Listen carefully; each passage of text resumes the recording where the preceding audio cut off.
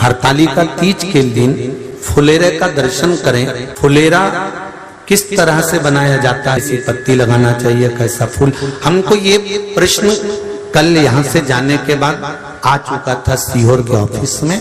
और उसके बाद हमने पंडितों को कहा था कि एक फुलेरा तैयार कर रखें और उस फुलेरे का दर्शन सभी को लाइव कराएं, जिससे घर पर या मंदिर में आप शिव जी की जब आराधना करें तो उसके ऊपर फुलेरा बंधा होना चाहिए। जैसे ये शिवलिंग आपने बनाया बालू रेत का, मिट्टी का, जो शिवलिंग का निर्माण करा है, उस शिवलिंग का निर्माण करने के बाद में आपके मध्य में जब आप शिवलिंग बनाते हो घर के अंदर हॉल में या मंदिर में, तो ऊपर कोई कुंडी वगैरह लगी हो, पंखा लगा हो, उस पे से रस्सी बांध कर लेकर आकर इस फुलेरे को इस तरह से शिव जी के ऊपर लटकाया जाता है। इसको फुलेरा कहते हैं। ये भगवान शंकर का अखंड सौभाग्य देने का फुलेरा होता है, जिसको माता पार्वती जी, उमा, कात्यायनी देवियों ने इसका स्मरण किया।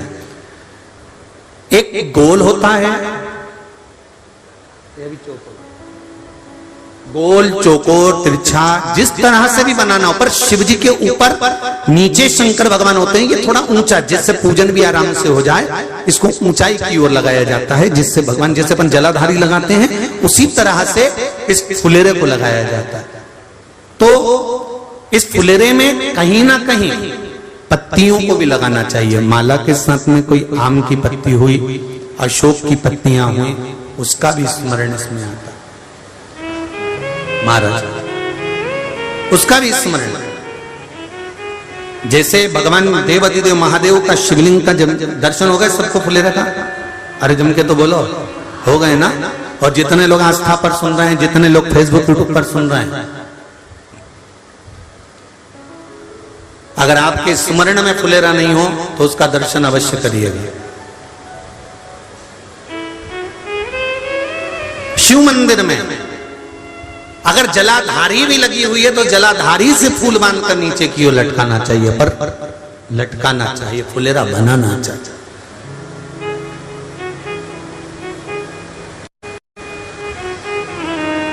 सात फल हैं फुलेरा के। कितने फल हैं? 7। ध्यान दीजिएगा। पहला,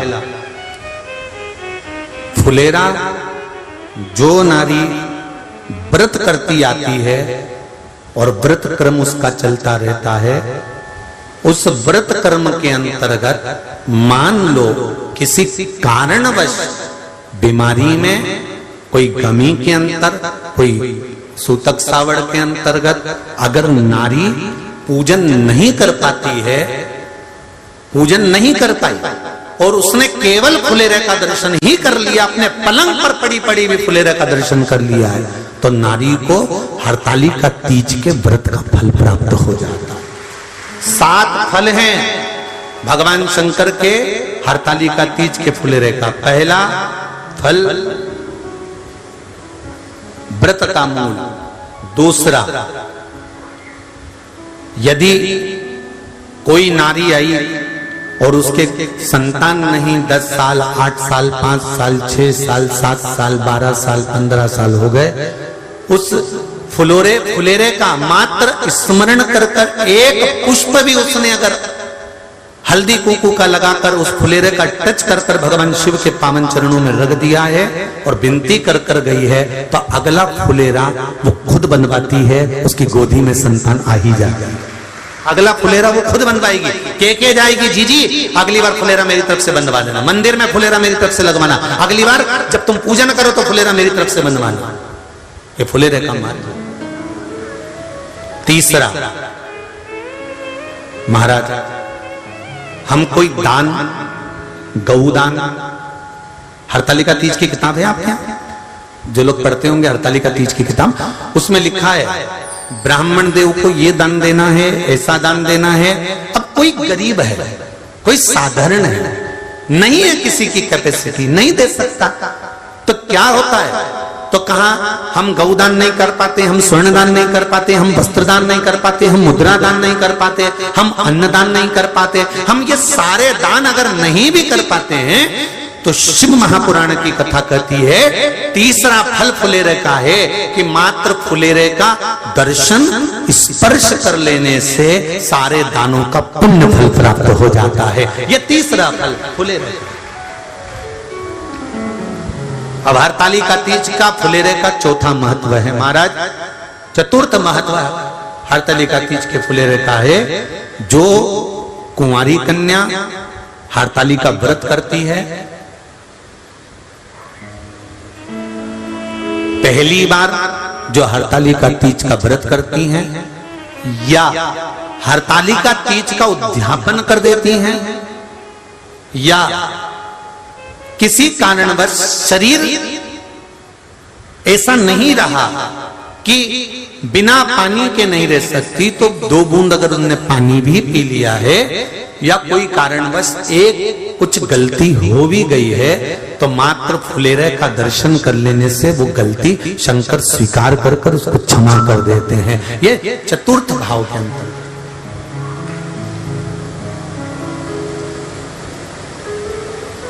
फुलेरे का अगला वर्णन करा गया महाराज शिव तत्व की ओर, शंकर भगवान की ओर।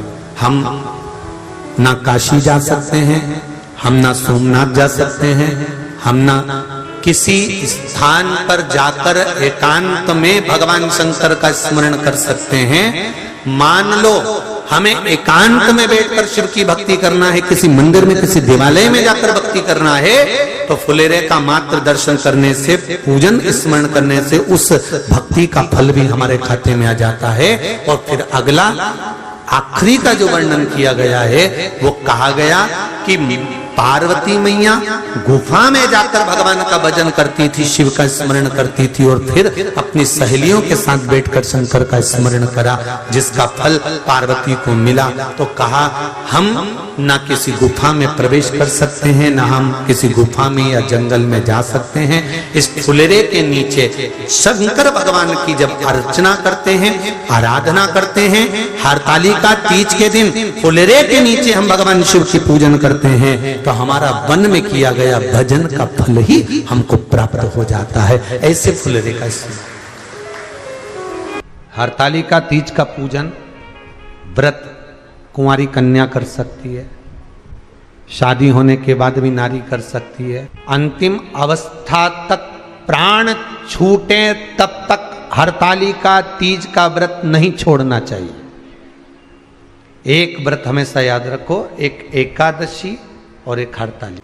हाँ इतना जरूर है, ज़्यादा शरीर बेकार हो गया, बुढ़ापा आ गया, शरीर नहीं साथ दे रहा, तो कुछ फल खा लो, कुछ चाय दूध जूस आप लेकर कर लो।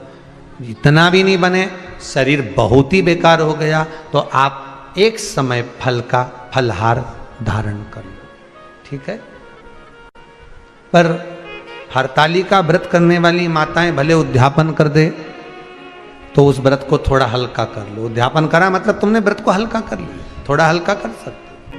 हरतालिका तीज का जो व्रत का उद्यापन करते हैं उसमें 5 चीज रखते हैं ना, 5 कपड़े स्त्री के, 5 कपड़े पुरुष के, 5 तरह का अनाज, 5 तरह का फलहार, 5 तरह का फल।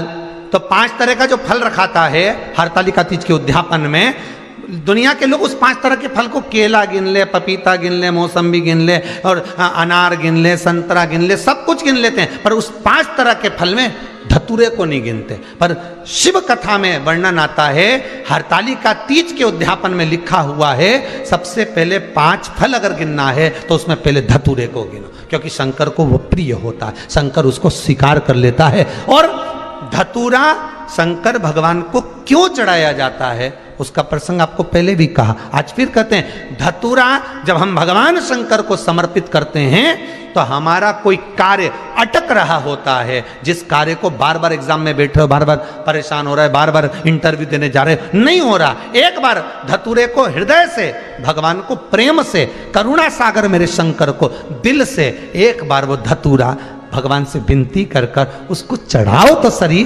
भगवान तुम्हारा कार्य सफल कर देगा। पर दिल से चढ़ाना, हृदय। हरतालिका तीज की पूजन करने वाले को चाहिए कि बालू का, मिट्टी का शिवलिंग बनाना चाहिए।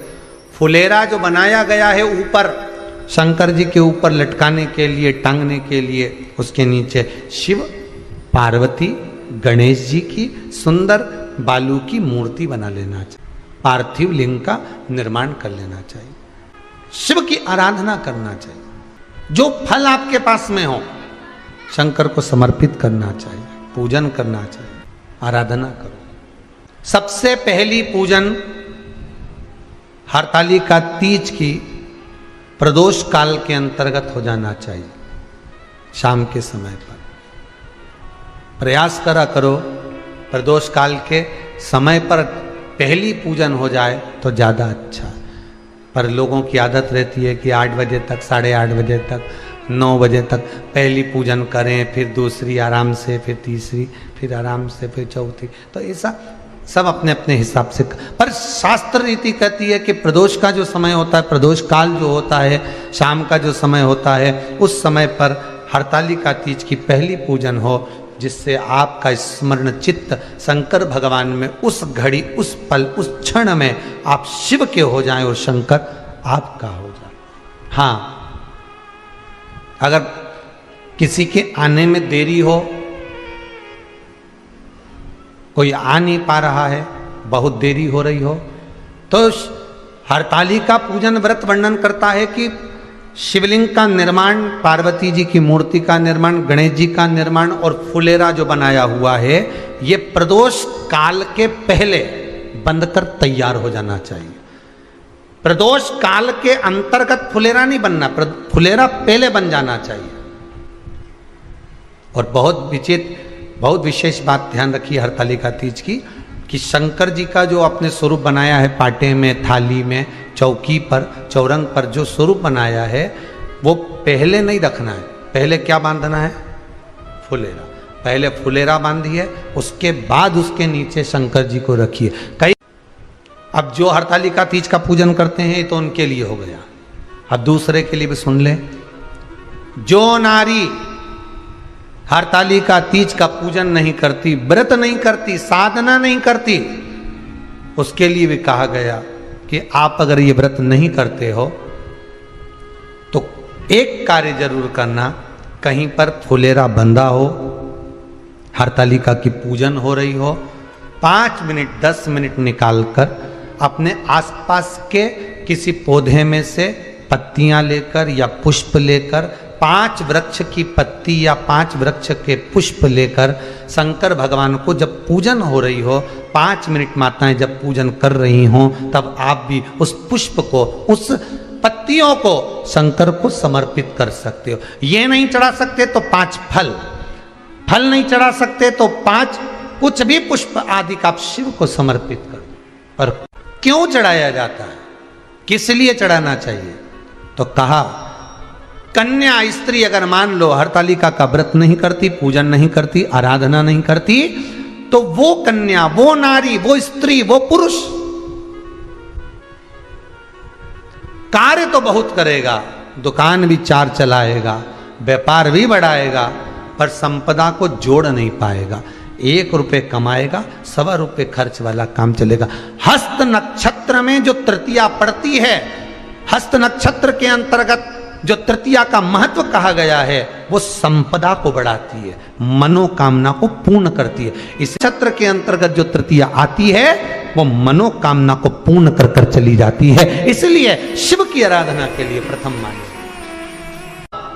हस्त नक्षत्र में किया गया दान, हस्त नक्षत्र के अंतर्गत तृतीया के दिन किया गया पुण्य, हस्त नक्षत्र में तृतीया के दिन किया गया श्रृंगार, हस्त नक्षत्र में तृतीया के दिन करा गया अपना सुंदर सिंदूरा, भगवान का आनंद, 5 तरह के वस्त्र, 5 तरह के स्त्री के वस्त्र, पुरुष के वस्त्र, 5 तरह का फल, 5 तरह का अनाज, ब्राह्मण को बुलाकर ब्राह्मणी के साथ आप या तो ब्राह्मण से उद्यापन करवाएं या फिर आप स्वयं भी करते हैं तो शिव को समर्पित करके ब्राह्मण और ब्राह्मणी को भोजन कराकर वो भाग प्रदान करें। यही हरतालिका तीज के उद्यापन का वर्णन आता है। सुंदर भाव से हरतालिका माता आप सभी की मनोकामना पूर्ण करे। हर हर महादेव। हरतालिका तीज में पूजा की विधि, फुलेरा कैसे बांधे, इसका उद्यापन कैसे करें, यह पूरा इस वीडियो में बताया गया है। अगर आपको यह वीडियो पसंद आया होगा तो लाइक करिएगा, शेयर करिएगा। मेरे चैनल में नए होंगे, मेरे चैनल को सब्सक्राइब करिए।